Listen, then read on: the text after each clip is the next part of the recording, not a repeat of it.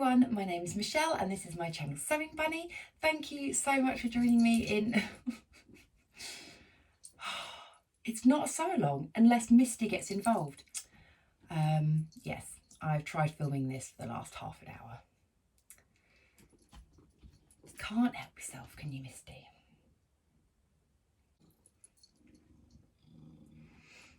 Get it over and done with before I start filming. Hey? I know. It's always as soon as I start talking to the camera. It's like she just instantly knows. Oh, Misty, I know, you're so needy. Oh, let's give you cuddles. Yes, are you quite finished yet? Thank you. Ugh. All dribbly.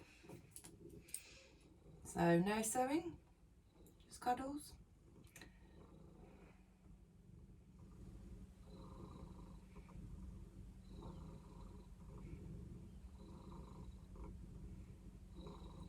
Right, my arms are going dead. You're gonna have to sleep somewhere else. Come on. Come on. Down you go. Down you go. Oh. Okay, so what I was trying to say is welcome to my November sew along, which is for the Avid Seamstress blouse. Now, this was meant to be in October, so I do apologise that there was a slight delay, but I'm doing it now. So I can't wait to get sewing this. So the first thing that I'm going to do is I'm going to have a look and see what size I want to make. I'll show you the fabric a little bit later, but yeah, I always like to have a look at what size I want to make first. I always look at the measurements that it recommends for your body shape and size, and also what the finished garment measurements are. Now on the back, we do have body measurements, so they're in centimetres and inches, which is really helpful depending on how you work. I work in inches for when I measure my body. So my measurements, if you don't already know, I am a 36 bust, I'm a 30 waist, and I'm a 40 hip. So if I have a look at the actual body measurements, I probably best fit into a size 3. A size 3 is for a 37-inch bust. Now I'm a 36, but the one below is a 35 and the one above is a 39. So 37 is the closest for me. The waist is 29.5. I'm a 31, but the one down from that is 27.5. The one above that is 31.5. So definitely that size 3, the 29.5 is the closest for me. And then hips for the size 3 is a 39. Now I'm a 40 hip, so the one below it is a 37. The one above it is a 41. Now, as this is quite a loose oversized blouse, then 39, I think that's going to be absolutely fine. So for me, I'm looking at making the size 3 based on what the actual measurements are for my body. Now it does say the finished garment measurements are inside the envelope, so I'm going to open that up and find that. So I was looking around in the booklet for ages trying to find the finished garment measurements, and I was like, where is it? I can't find it. And then actually, if I dive deeper into the envelope, there's actually like these little postcard type things, and there is this one here with the picture of the blouse, and then on the reverse of that is the finished garment measurements, again in centimetres and inches. So I'm going to have a look at this. Now, what you want to bear in mind is, what does the garment look like? What is it supposed to be? Is it supposed to be fitted? Is it supposed to be oversized? You know, how much ease are you wanting in a pattern? Now for me, this blouse, I want that blouse effect, so I don't want it too tight. I also don't want it too big because I don't want it to look like it doesn't fit me. But I think, you know, as the model looks there, I kind of wouldn't mind having kind of, you know, this blousey effect around the waist. I don't want it too fitted across the bust, because there's nothing worse than when you're wearing a blouse and, you know, if you're just, you know, breathing in that throughout the day, you know, you move your chest around, don't want any of that stretching across the bust. So I'm having a look at the finished garment measurements, and do you know what? They give you loads of measurements here. They give you the bust, the waist, the hem, the length from like your neck to hem, bicep, sleeve length, if you have a cuff unelasticated or a cuff that is elasticated. So lovely, lots and lots of measurements there. I am just looking for my bust, waist and hips. So for the size 3, which fit my body measurements, for the finished garment measurements, I'm having a look at the size 3, and it's saying for the bust, it's saying a 40-inch finished garment measurement. Now the one below is a 38, so if I went one size below, that would give me 2 inches worth of ease. For me, I don't think that's enough for a blouse, so I think 40 inches, that gives me 4 inches worth of ease. That means it's going to be nice and loose around the bust without being, you know, really oversized. For the waist, it says 41.5. Now that is 11.5 inches worth of ease. But as I said before, I don't mind this sort of blousey effect around the waist. You know, you tuck it into, as she's done here, jeans, and you get that lovely blousey effect. So I think that's going to be absolutely fine.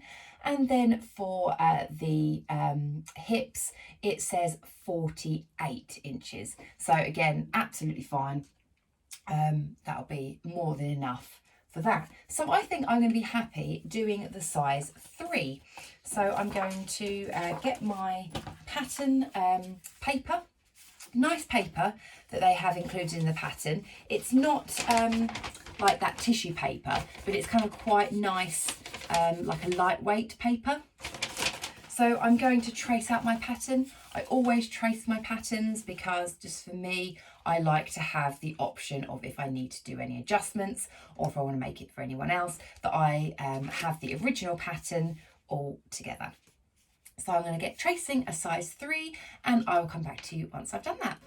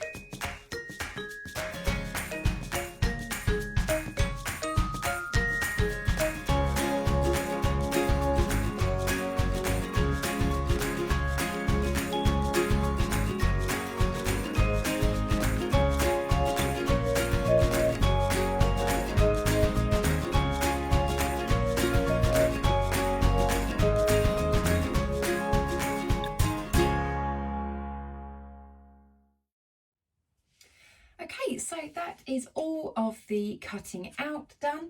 Misty got out of her little bed. She's now on the windowsill. We can probably see her little tail there. Yeah, there's only 4 pieces in this pattern, which I was quite surprised about. So it does seem quite straightforward. That was Bentley, in case you heard that.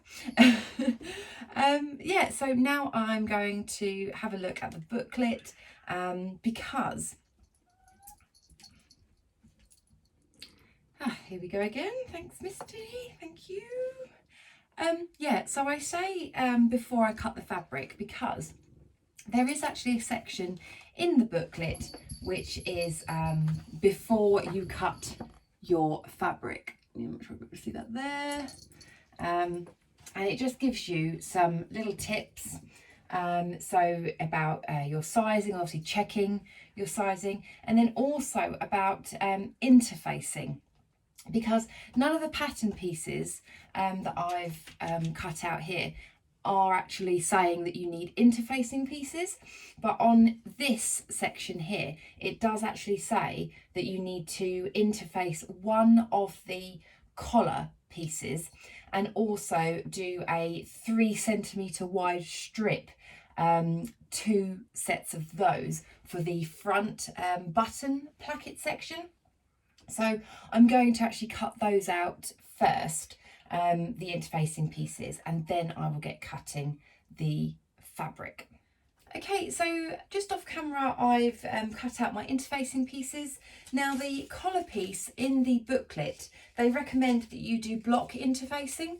Now if you don't know what that is where you get your sheet of fabric and then you put your interfacing on top in basically a block, and then you lay your pattern piece on top and then cut out both of them at the same time. So you've already kind of ironed on your interfacing to your fabric before you cut out the piece.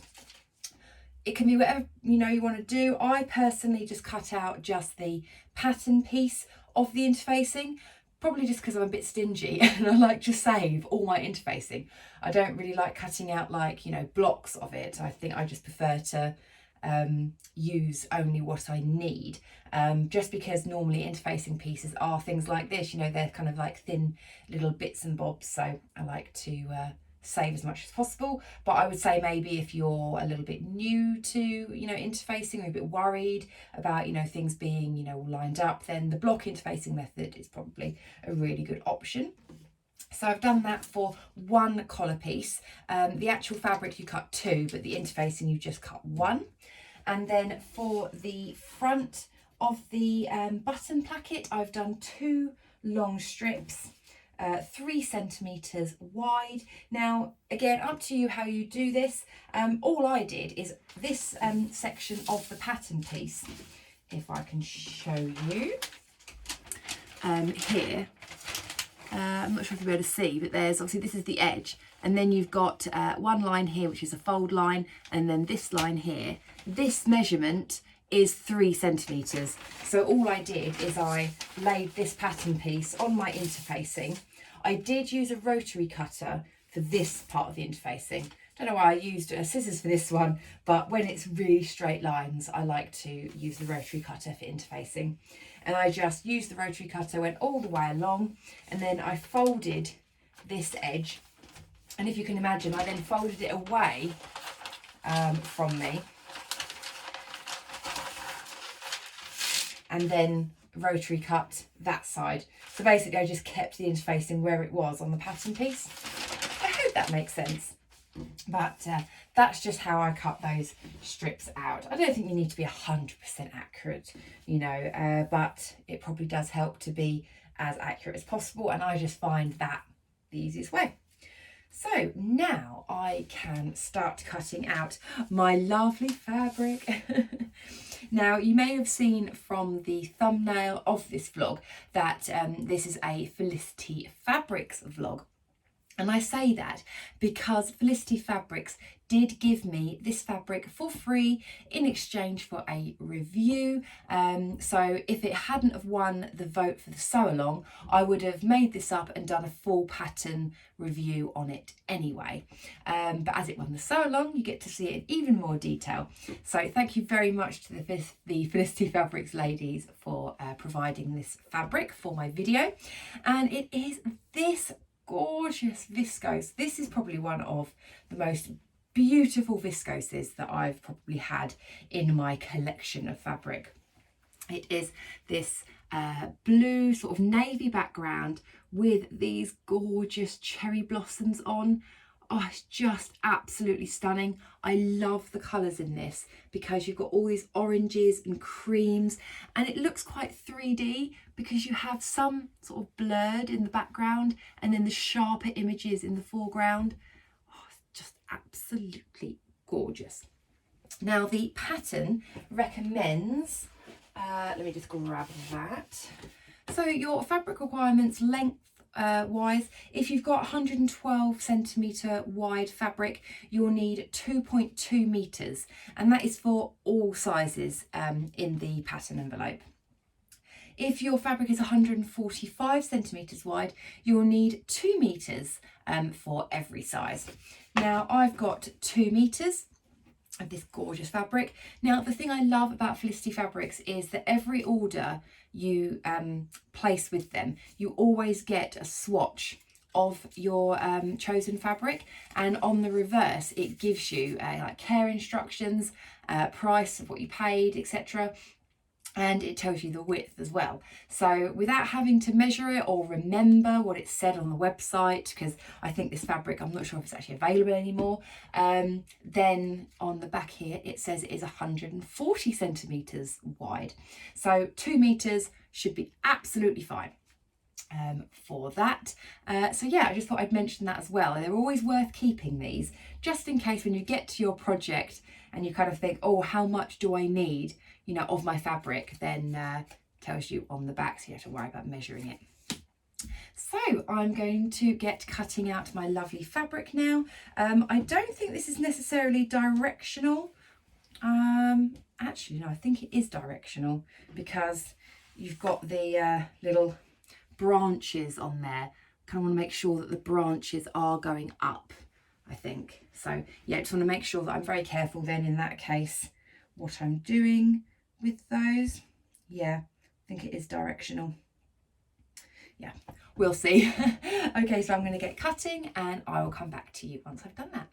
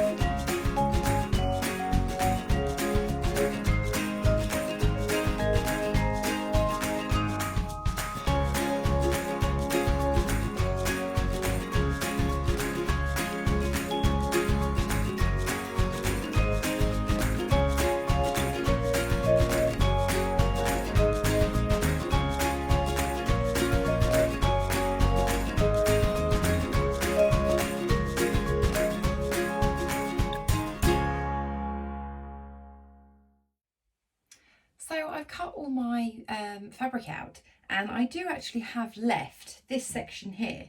You probably can't see. There we go, this section here. And I have just measured that, and that is basically 49 centimetres, this bit here. So really, I probably, if I wanted to, and I was really careful, I could get this pattern out of 1.5 metres of fabric, but we are just talking just on there. But I just thought I'd let you guys know, because just in case, you know, I mean, I think we all do it where we might have a look at remnant pieces, and if you say you've got, you know, a piece that's, say, 1.7 or something like that, that actually you probably would be able to squeeze that amount out of the fabric. But yeah, so I've got this 50 centimetre more or less piece here, and then obviously like a sort of L shape as well, so I've got all of that as well.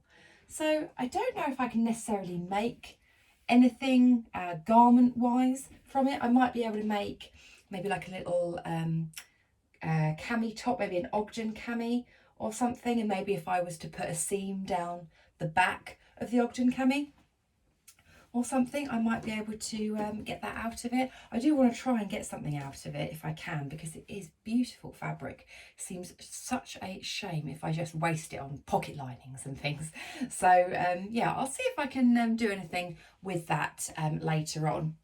If I was just sewing for myself right now, I would put that to one side and get my Ogden cami pattern out and see if I could play around with it, but I won't. I'll put it to one side and I will play with it later. all of my fabric is now cut out, and then I've got my interfacing pieces as well. So the first step it does say is when you're on this before you cut your fabric, and it says about the interfacing, it then shows you where to put the interfacing on there. So I will be popping out to the iron and putting the interfacing pieces on the fabric. I'll show you that once I've done that. And then also it does say at the bottom here about overlocking. So depending on your method that you're going to use, whether you want to overlock the edges or you want to zigzag the edges, or if your fabric won't fray and you just want to leave them raw, then that's fine. But it does say if you do want to overlock, which is my preference, it tells you to overlock all of the pieces first before you start sewing. And it does say overlock all edges, and then I've got a list here which says apart from, so every other line then I'm going to be overlocking. So I will do that as well. I'll do that off camera because it's just literally overlocking the edges. I'll show you what it all looks like afterwards. So I will do those steps and I will come straight back to you. Right, so I have popped out, I've interfaced my fabric and also overlocked where I need to. So I'll show you the interfacing bits first. So that's the interfacing on the front section. So I've done that for both front pieces and also one of the collars as well. We don't really see, but yeah, interface that. And as you can probably see from that, even with me cutting out the interfacing as a separate piece, not kind of doing it like the block interfacing, it still fits on quite nicely. So the overlocking, the only thing I didn't overlock, which the instructions say to overlock, is the arm holes, so the arm side. The bits I haven't done, let me just show you for example, is they tell you to overlock this section of the arm side there. Now I don't really want to overlock that because number one, it's on a curve and I think you could risk stretching it out. Also on the sleeve head, it tells you to overlock, oh where's the sleeve? This one. It tells you to overlock all of this sleeve head. Now I've done down the actual arm sections of the sleeve, obviously underneath, but not the sleeve head, because when those two pieces connect, then I like to kind of overlock both of them together so that it's got just one lot of overlocking around the arm. I just kind of think if they're two separate ones, I want to then press them, and I just think it'd be really difficult to press them open on the arm. I just think it's easier to overlock all of them and then press it to one side, which is just my preferred method. So I'm not going to overlock obviously this section here until I've sewn it, and then I'll overlock as a finishing of both. Hope that makes sense. So now we can actually get on to what we need to do as the first step. So the first thing they want us to do is to create that front button placket. So using this edge, which we've got the interfacing on the front pieces, it wants you to turn this edge over by 1 centimetre. So what I will be doing is I'll be going out to the iron with my ruler and just making sure that I'm turning that over 1 centimetre. Once you've pressed that, you then turn it over 2 centimetres again, so you're enclosing that raw edge, and then you're left then with a sort of button placket, and then obviously press that. So I'm going to do that for both of the front pieces. So turn it over 1 centimetre, press, and then turn it over 2 centimetres and then press. So I'll do that and then come back.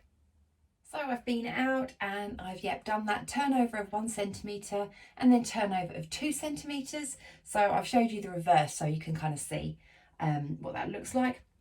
The notches are really helpful actually with this pattern, because when you do turn them over, all in all, you can actually then sort of tell that you've sort of done it right, if that makes sense.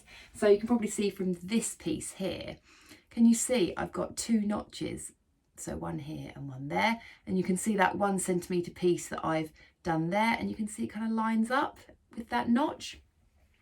So that's really good there. So let's see what the next step is. Okay, so now the next step is to actually top stitch that down in place. So I recommend stitching from this side, not the front side, because you want to get as close to this edge as possible. It's saying 3 millimeters. So yeah, just going to try and do that as close to that edge as possible. So I'll do that for both bits. And yeah, I need to thread up my sewing machine as well. So I have got some navy thread that Felicity Fabrics also gave me to go with the fabric, which was really generous of them. So I'll thread my machine up and get top stitching.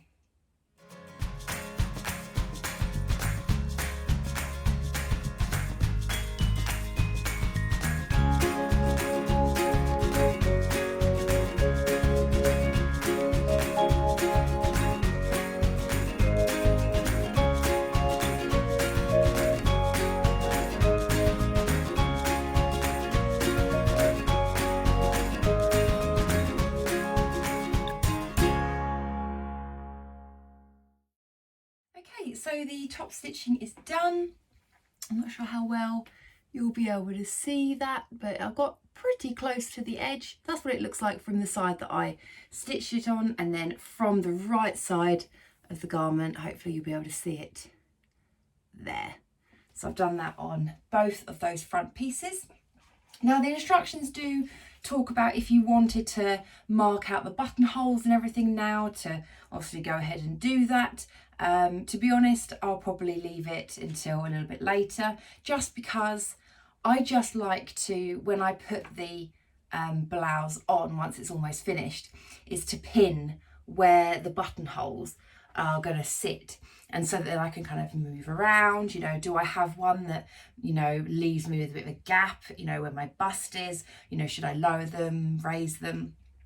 So I like to do that towards the end. So, but it does say if you want to mark them now, you can, but to be honest, I'm going to leave that until later. So we are now on to the next step, which is pinned the front and the back together. So that's going to be at the side seams. So let me grab my back piece. So here is my back piece laid out with the right side up. And then I've got my 2 front pieces, and I'm going to lay those over the top. So lining up the shoulders. And I have got the side seam down here. I've had to shift it down because my machine's in the way. And then line this one up that way. So we're doing right sides together. So lining up the side seams and the shoulder seams, like so. And then we're going to sew down the side seam using 1 centimetre seam allowance, and then also sew along the shoulder seam at 1 centimetre seam allowance. So do that for both sides, and I'll come back.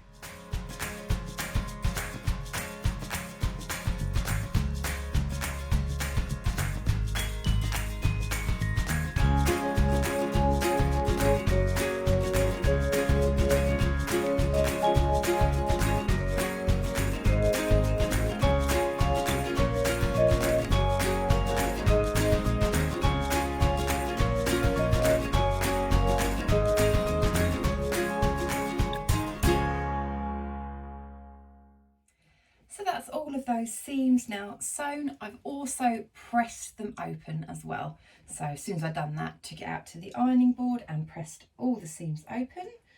And let me hold it up so you can see. There we go, got a blouse shape already going on. So now I need to set that just to one side just for a moment, because the instructions say to work on the sleeves next. So the sleeve, I've done right side down, wrong side up. It's a bit creased because I've just left it over there, so I need to give it a bit of a press.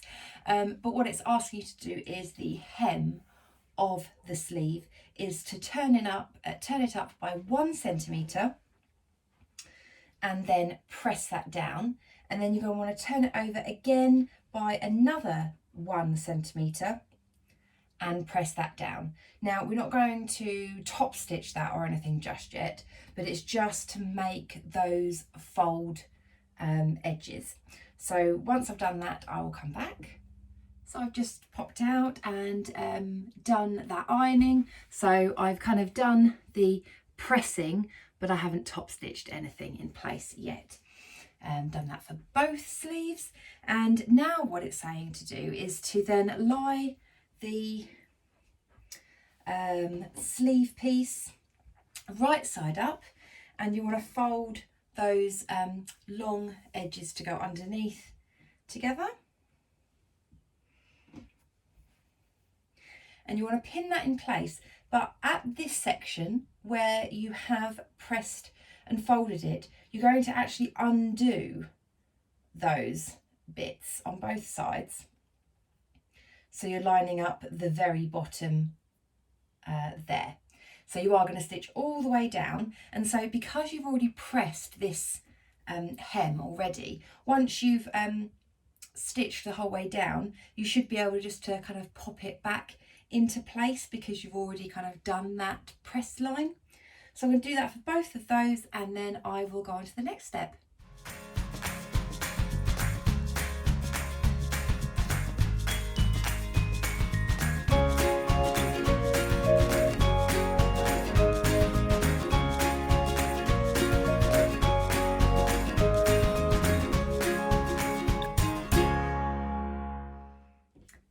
Sleeves now put together. I have also pressed open this seam allowance, but I've been very careful not to press it all the way down because I want to ensure that my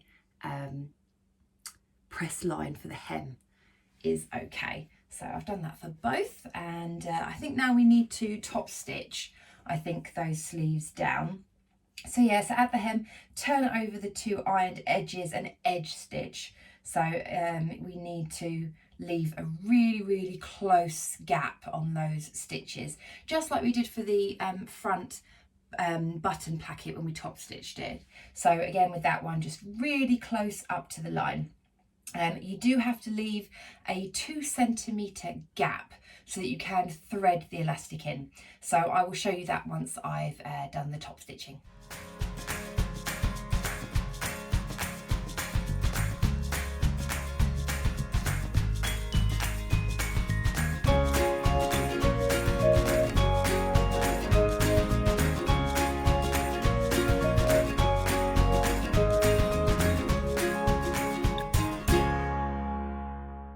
I've done that top stitching.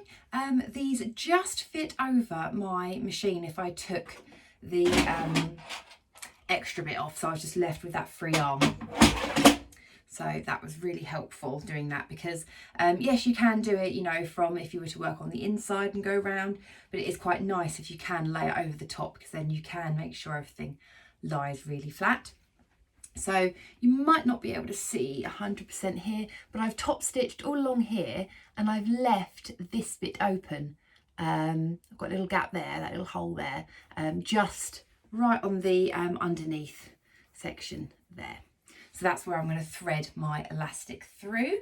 So I've done that on both arms, sleeves really, they're called. So now we need to go to the instructions and actually see how much elastic you need. So it's saying you want 0.5 centimetre width elastic. I've got absolutely tons of it because I use this measurement for when I sew face coverings. So I've got absolutely tons of this stuff. So I've got black and white, but I thought white would probably be the better one. So it's saying for my size 3, they're recommending 23 centimetres for that. So what I will do is I will grab my tape, well, my ruler. Let's move those sleeves out of the way. Now, before I cut it, I just want to check that that is going to be okay. That's including a 1 centimetre allowance to sew them together. So what I'm going to do is I'm just going to create a loop, put that edge there, and then pop a pin in. So it says it's meant to sit 3/4 length, obviously, on your arm. So if you're unsure, have a look at the picture. You can see where it's sitting on her. And so I just want to make sure that it's going to fit me okay. Let me just take my cardigan off, or at least one sleeve, and I'm going to pop that over. So to me, that feels all right. It doesn't feel too restrictive. Feels like I've got a little bit of movement still there. I think I might make it a tiny bit looser, just because I can see that it is tight on my arm just by looking at it. I don't know if you'll be able to see that it's kind of, can you see, it does look like it's sort of, I don't want to use the term digging in because it's really not, it's really comfortable, but I think I'd like it, just personal preference for me, a little bit looser. Okay, so what I've done is I've adjusted this to 25 centimetres. So that's 2 centimetres more than the pattern suggests. And just for me, I find that that is a lot better. It's still very close fitting on the arm, so it means that the sleeves isn't going to move about, but it doesn't feel like it's going to dig in at all. So yeah, I'm going to cut 2 lengths at 25 centimetres, just for my personal preference. So that is now 2 lengths of elastic at 25 centimetres each. So now what I need to do is thread this through the hem of the sleeve. Now you've got to use a variety of different things for this. You can use a safety pin, you can use a bodkin. I tend to use a mixture of both, to be honest.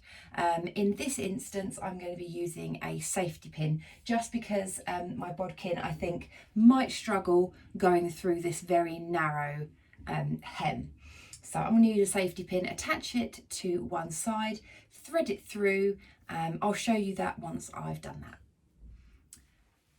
So you can see here that I have threaded the elastic through that sleeve piece there, and so I've got this excess here. So because they're still unattached, I'm going to pop that through on the sewing machine. You just need to do a 1 centimetre overlap and just stitch that in place.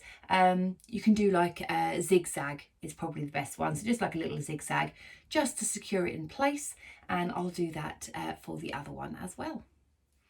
So I've done a little stitch just to hold that together, and so then when you pull all that, make sure it's nice and evenly distributed, and there you've got your little sleeve. So now we just need to close that little opening, so just top stitch that down. Okay, so that's the cuff piece now finished off. Now we have to move on to the sleeve head, because we do need to gather the fabric to be able to fit into the bodice part. So we're working with a very small seam allowance. So it does say that you want to do your gathering stitches at 1/2 centimetre and 3 millimetres. So basically 3 millimetres and 5 millimetres. So it's a very small allowance that you're working with. So yeah, that's the only thing with having 1 centimetre seam allowances, is if you're doing anything gathering, it can be a little bit fiddly, but yeah, just really take your time with it. And just make sure your sewing machine, if you've got like a speed setting, put it on like maybe like a slower speed. That's what I'm going to do with mine, because sometimes if it's too fast and you're kind of going through, that's when you can get a bit wibbly wobbly. So I'm going to put mine to a slightly slower speed and just be very methodical with it. So I'm going to do my gathering stitches. So that is 2 rows of gathering stitches around the sleeve head. You've got some notches down near the like the join here, so you've got them here, so you just need to gather to and from the notches. So I'll do that on both sleeves, and then I will come back to you to show you how to insert them into the bodice.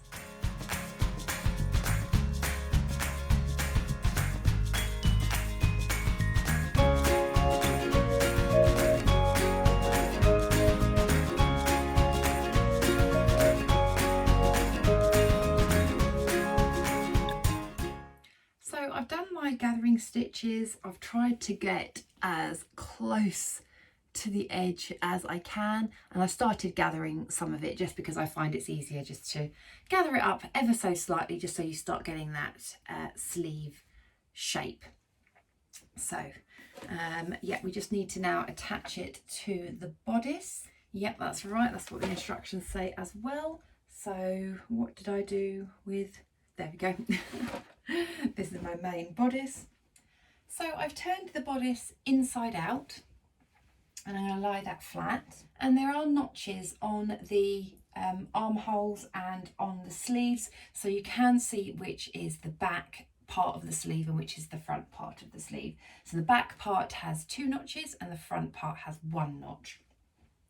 So you're going to find the piece that matches. So I've got my 2 notches on this, I've got my 2 notches at the back on this piece, and so I've turned my sleeve out the right side out, and then I'm going to feed that through the opening like so, and then line up the seam of the sleeve and the seam of the side bodice, line those up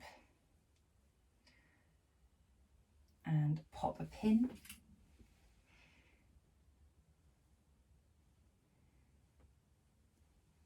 So at least you know that's definitely the main point.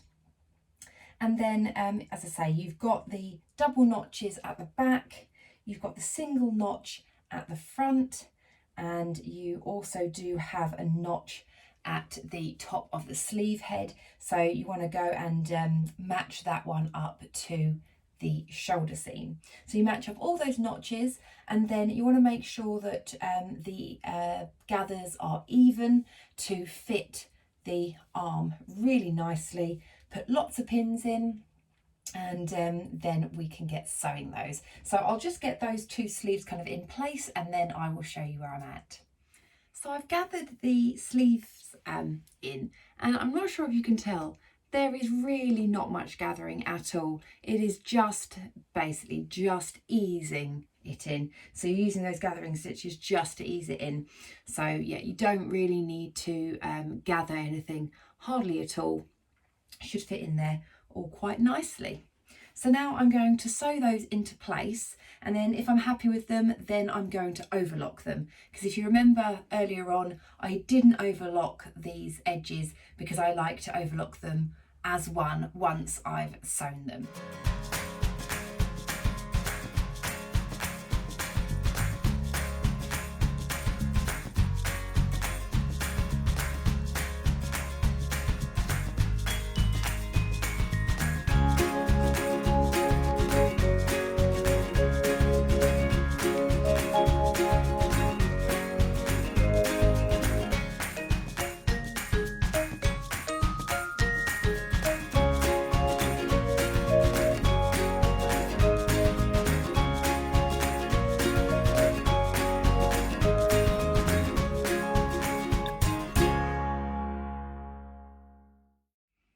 So that is the sleeves now sewn in and overlocked on there as well. So I've more or less got the bodice constructed now. I just need to do the collar and of course buttonholes and hemming, but I'm going to leave it there for today, so I will come back and do those other bits tomorrow. So I will see you tomorrow.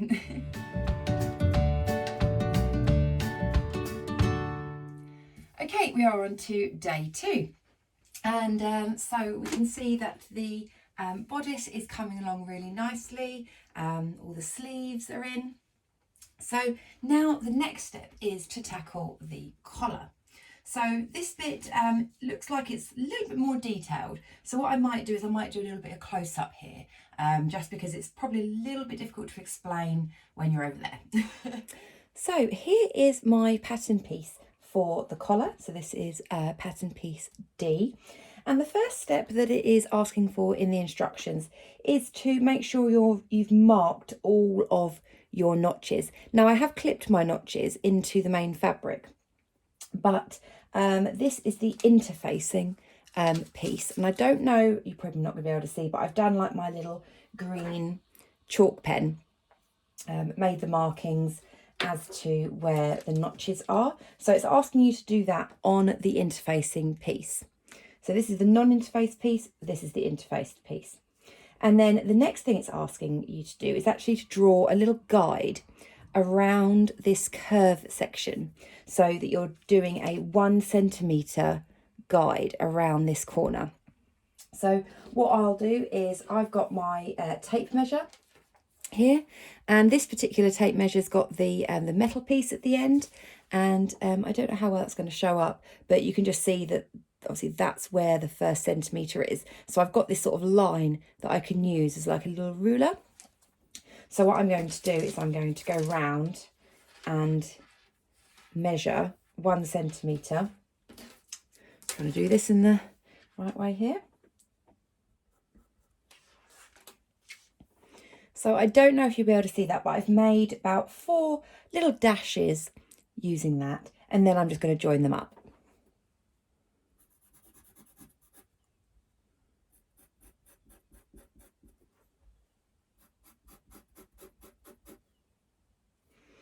So I hope you'll be able to see that line. So where that curve is, I've drawn that curve, so the space between here and the edge of the fabric is 1 centimetre. So I'll do that for the other side. So that's both sides done. We've got guidelines to follow on each side. The next step is we need to put both collar pieces right sides together. So I'm going to flip this round the right side. And then this one, which is the uninterfaced piece, I'm going to put over the top.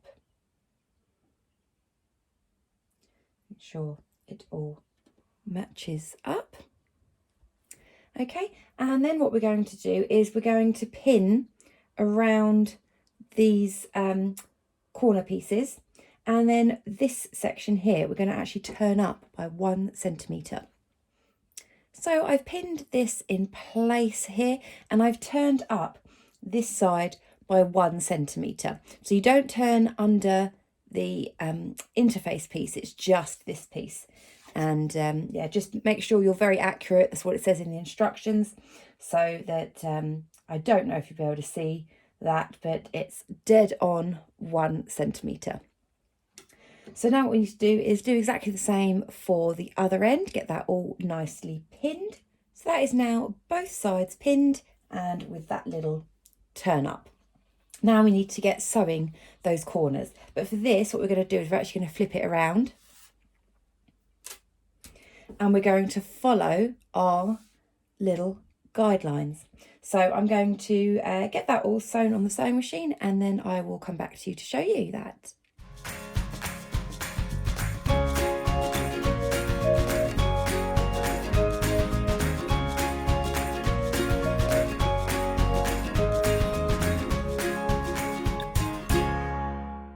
So I've sewn those 2 corners now.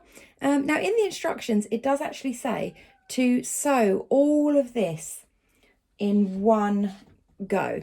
Now for me, I've done these 2 corners first, and then I'm going to sew this section in the middle. Entirely up to you how you want to do it, but I just find that I know then that these corners are 100% correct, and then it's just a case of joining up the lines. If you want to do it the other method that it says in the booklet, absolutely fine, no problem. It's just for me, I now know that these corners are going to be absolutely brilliant, and then it's just a case of joining the dots for me. So I'm going to do that and then come back. Apologies if you can hear Misty, she's desperate to come in.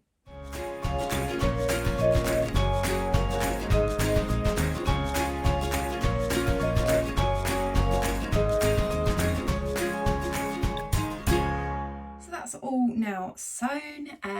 There we go, you can see there. So I've joined up the lines on there. You can just see where I've backstitched to join them up on each side, but you're not going to be able to see that when you turn it the right way out.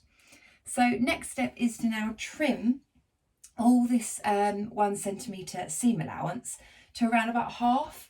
It's saying 6 millimetres on there, so I'm just going to cut it about half, and then it just says to clip into the curves just ever so slightly, making sure you don't go anywhere near past the stitch line. It's just enough just to give it that little bit of give. So I'll do that and then show you. So that is now trimmed, and also my little clips, can you see there? So just make sure you don't go past this stitch line. It's only really a few millimetre or a millimetre or so before that stitch line that you want to cut into on that. So now we get to turn it the right way out. I find if you've got one of these, which is a little turning tool, then it just makes it a little bit easier for when you're turning those collars. You can use the pointy end or the round end, depending on what you want, to make sure that that gets nicely like that nice curve on it. So I'm going to do that, and then I'm going to go out and make sure it's all nicely pressed. That is all now pressed in place. So you'll notice on here that you see where we've turned up that 1 centimetre, you're still pressing the whole thing down. It's just this little bit here which obviously still is turned up. But now what we're going to be doing is getting it ready to attach to the bodice. So first off, what we're going to do with the bodice is it's asking you to stay stitch the neckline. So that's just a very, very close to the edge line of stitching, just to make sure that when we're attaching the collar, it doesn't end up stretching out. So I'm just going to do that quickly. So you might be able to just about see my stay stitching on there. So now we get to add the collar to the bodice. So you want the bodice right side up so that you've got this curve obviously to work with. And then your collar, what you're going to be doing is attaching the section which is interfaced, not the bit that's turned up. Might be better if I just do a little zoom in to show you what I mean on that. Okay, yeah, I just thought this bit might be a little bit better if I show you kind of quite close up. So we've got the bodice right side up, and then this is where we're working. Now the collar that we've just made up, so you're going to want, if I can show it to you right here, the 1 centimetre that you turned up, you want to keep on this side. So it's the interface side that you're wanting to attach to the bodice. So it's the interface side, which is the bit that isn't turned in. So you want to put that, start lining that up along this part of the collar. So I'll pop a pin in there. And then what we're going to do is open this away. So again, you're just going to be pinning this interfacing side to the neckline. So you're going to do that all the way around this piece. So there we go, that is now all pinned in place for the collar. So now what I'm going to do is sew all along this line at 1 centimetre seam allowance, and then I'll come back.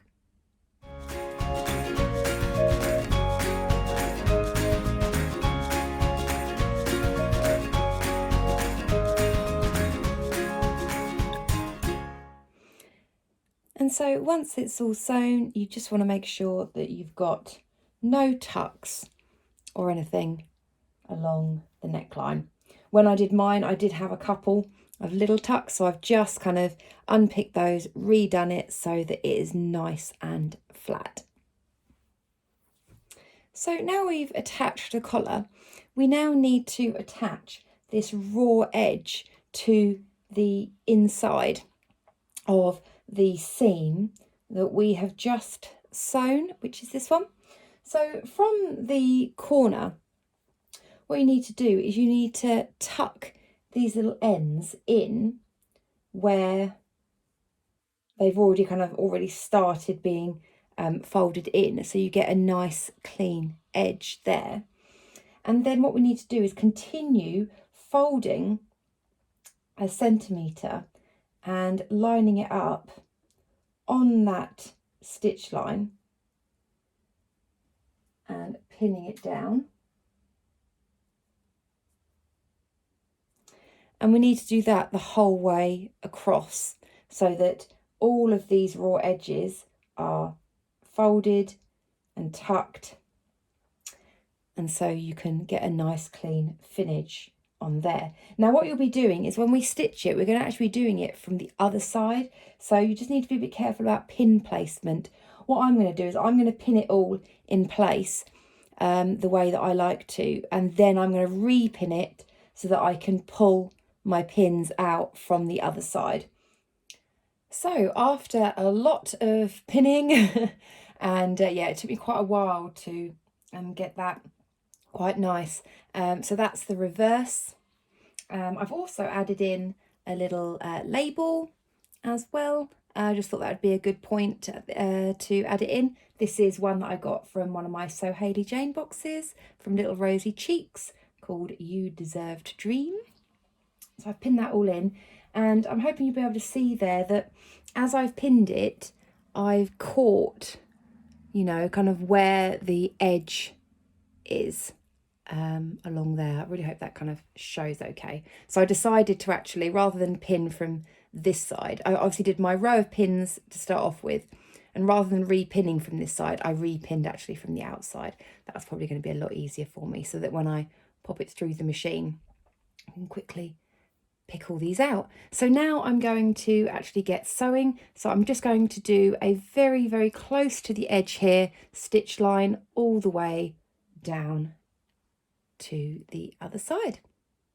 I'm so sorry, I thought I pressed the record button to show you as I was sewing, and I was definitely trying to do it really clearly, not my head in the way or anything, and then I realised I didn't record. Anyway, so from the outside, I'm really happy with how that looks. I'm really happy with how close I've got to the edge. I mean, yeah, it's not perfect, but I'm happy with it. From the inside, nah, it kind of looks all right. It's not the neatest thing in the world, but you know what? It's not that bad. It's just a little bit, still a little bit wibbly wobbly, but I always find that when I do collars, I can never get it really, really nice and straight, however much I pin and press. But anyway, I will get there one day, I'm sure. I love my little label in there as well, so that looks lovely. So I'm now going to give that a good press, and then I will pop you back up in the cradle. Right, you're back where you normally are. I've made myself a cup of tea after all that collar things, because it did take quite a while to do all that bit. Oh, that's nice. So, as I said, the collar is in place. I am overall happy with it. Just the inside, probably a little bit wibbly wobbly. The label, I've just realised, is a slight wonk, but do you know what? It's all like handmade stuff, and I'm only going to notice those details. No one else is. The main thing is on the outside, it looks great. I'm actually really happy with how these have lined up, actually. Like these corners. That's probably one of the best corners I've done on a collar. That's one, and that's the other. So yeah, I'm actually really happy with that. So now we get on to doing the hem. Now the hem is quite a simple one, nothing fancy here. So all we're doing is, if I lie it out, we are turning over 1 centimetre on the hem, giving that a press, and then folding it over another 1 centimetre and giving it a press. Now in the instruction booklet it actually says just turn it over 2 centimetres, but then unfold it and then turn in 1 centimetre to then turn in again. That's not the way I do things. I much prefer doing 1 centimetre the whole way around, press, turn it up again, press, and then I can pin it all in place ready for top stitching. So I'm going to go out to the iron, get that all pressed, all pinned, and then I will get sewing at that hem. Okay, so I've been out and I've double folded the hem there and then pinned it in place ready for top stitching. So I'm going to top stitch that in place and then I'll come back.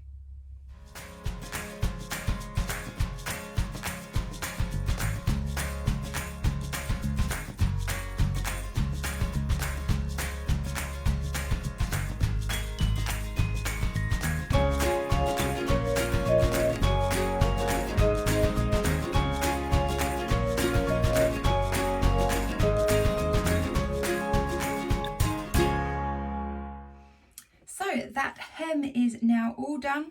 I'm really happy with it. I'm not sure if you'll be able to see it there. Yeah, very happy with it. Corners look really good and they are perfectly matched up. So really pleased. So you may have seen, I'm not sure if you would have seen from the sped up footage, but for when I started the corners, because they were quite thick, I used my little humper jumper tool that came with my sewing machine. If you'd seen my last sew along when I was sewing up the Friday Pattern Company Joni jumpsuit, I used this a lot as part of that. So yeah, if you've seen my previous sew along, you'll see how I use it. But yeah, if you do have bulky seams, these are absolutely brilliant tools. They make your stitching so nice. None of that bird nests and, you know, not being able to move, you know, from, you know, the start of it. So really recommend one of those. So now it is on to sewing up the buttons. So let me grab my pattern piece. So first off, you're going to want to know which side is going over what. So I'm doing the left side going over the front side. So it's going to be sitting like that. So this side is going to be at the top. This side is going to be the one behind, so that I know which one should have my buttons on and which one should have my buttonholes on. So I'm actually really pleased that it is this side that I'm choosing, because the pattern is a lot more vivid along this side than it is here. So I'm really pleased with that. So I'm doing it the, I suppose, the conventional method. But if you want to have them going the other way around, nothing's stopping you doing that. I think on one of my blouses that I did before, one of my Deer and Doe blouses, I did it the other way around because I thought the pattern looked prettier. At the end of the day, nobody's really going to notice if you have one side over the other, you know, not the conventional way. Anyway, so you've got button placements on your pattern piece. You see all those X's there. So what I'm going to do is I'm going to mark on my pattern where those are, and then what I'm going to do is pop it on, pin them together and see if, well, number one, do I need buttonholes? That's always going to be my first one. If I don't have to do buttonholes on something, then brilliant. This I probably will do buttonholes on anyway, because I think it will look really nice, but we'll see. And then I sort of make sure that where the buttons they say on the pattern are okay for me. So I'm going to do that now, and I'll come back to you once I've kind of worked out my placements.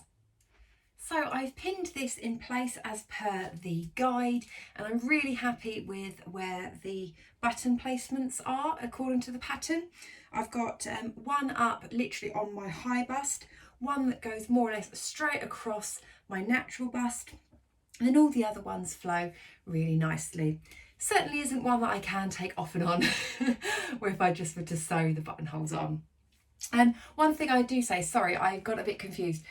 My placement of the this side of the fabric going over the top of this side of the fabric, sorry, that's actually the unconventional way. It's actually normally this side of the fabric, so the right goes over the left.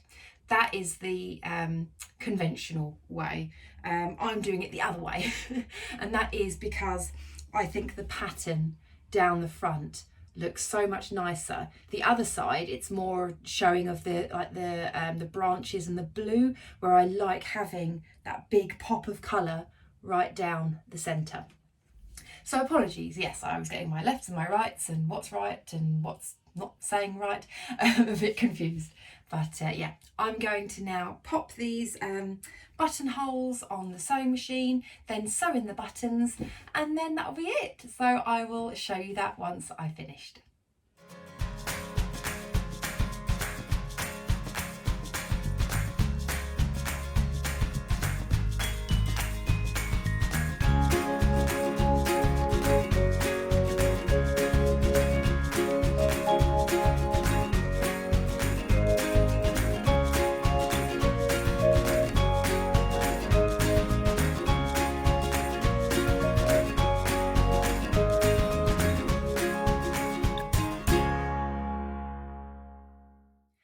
Okay, so buttonholes are all sewn in, if you can see those there.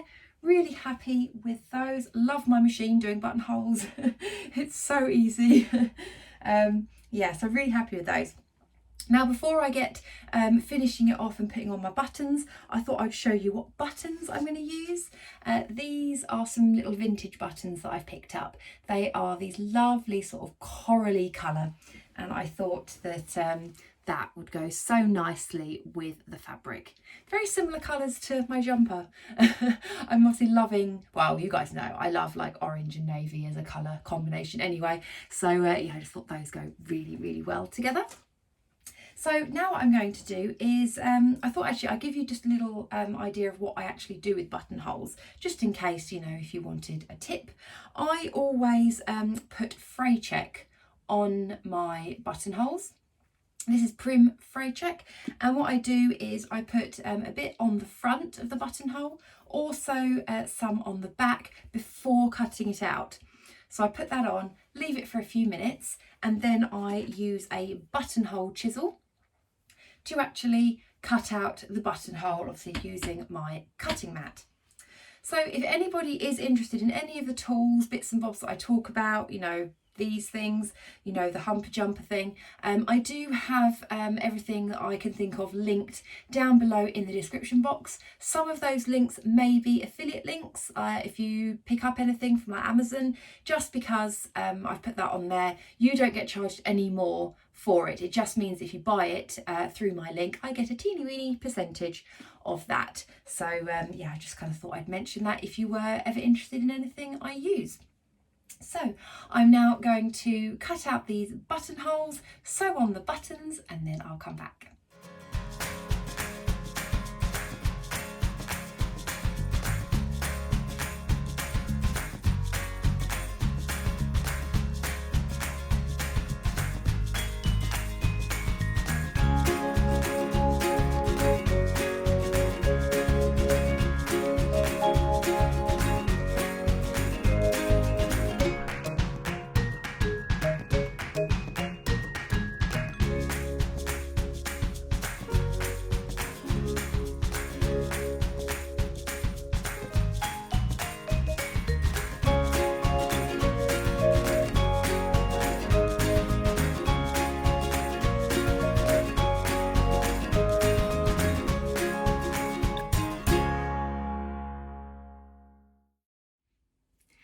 There we go, it is finished. I'm really, really happy with this. Really happy with how the buttons look on there. I think they blend in with the fabric really, really well. I forgot to say, actually, I do have one button left over, which you are meant to put a button and buttonhole up here on the collar. There is no way that I'm going to be wearing this buttoned all the way up. That's just not me. That's not how I wear my blouses.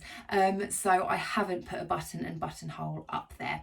I do have a buttonhole here with the button, which again, I probably won't do up. I'm just going to leave that loose. I really like how loose it is up here at the top. I wouldn't want a button anymore. So overall, what do I think? So the pattern I love. It's classed as a beginner to intermediate pattern, which I think, for me, I think is bang on. I think for the beginner aspect, you know, if you have made a couple of bits before and you're wanting to, you know, go into shirts and blouses, this is a great one to start off with, because you do have the more basic mandarin collar and you don't have actual cuffs, you've got the elasticated cuffs. You still get that overall blouse shirt effect, but without having all of the tricky details. You also don't have to worry about bust darts, because this doesn't have darts in it at all. So you don't need to worry about, you know, making sure they're in the right place, lowering, you know, raising, anything like that. So for the beginner aspect, I think that's absolutely spot on.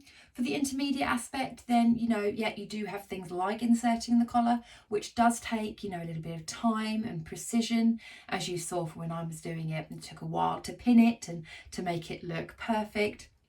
And then also buttonholes as well, just making sure that everything's all lined up and getting that all correct. So yeah, beginner intermediate, I would say, is a good fit for this. I'm so glad with the size that I picked as well. I think you can probably tell from here that it fits me really nicely across the chest and the arms. I don't have any stretching or even really too much gaping across here. I've got plenty of room to raise my arms. I've got plenty of room to cross my arms as well. And it's only really if I really cross them do I start feeling any sort of tension across the back. So it's so comfortable. I really like how loose it is here. I don't feel like it looks ridiculously oversized. And I think if you tuck it in to some trousers, it would look really nice as well. I think actually, yeah, either tucked in or just left out, I think looks really nice. I love how this is sort of smart casual. I think this would be lovely for wearing in the office. I've actually got a meeting with a client actually in a couple of days' time, and I might actually wear this because I think it looks really, really pretty. So yeah, overall, love the pattern, very, very happy with it. Can't wait to make it again. The fabric, as I mentioned, was given to me by Felicity Fabrics. It's a beautiful fabric to work with. It pressed lovely. It just, I mean, I haven't actually given it a final press and it's hardly creasy at all. I don't think it's going to be one of those viscoses that just creases as soon as you look at it.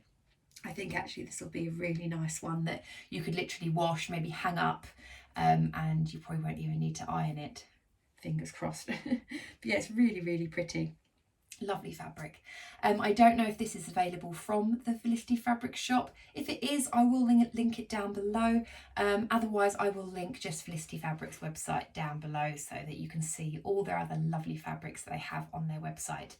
And if you want 10% off anything from Felicity Fabrics, you can use the code Michelle10 at checkout. That gets you 10% off your whole order. You can use that whenever you like and you get 10% off. Now, I don't get any commission or anything like that for that. That is just a discount code that Felicity Fabrics have given to their blogger teams. So yeah, if you want 10% off, use that code. And yeah, I really hope you enjoyed the video. I will insert some twirls so you can see everything in a little bit more detail. If you did enjoy the video and you want to say thank you or anything like that to me, then I do have a Ko-fi page if you wanted to buy me a cup of tea as a little thank you. It would be lovely if you did, but obviously no obligation to do that. But I just thought I'd mention it, and I will link that in the description box below as well. So yeah, I'll insert those twirls now and I will speak to you in my next video. Take care everybody, bye!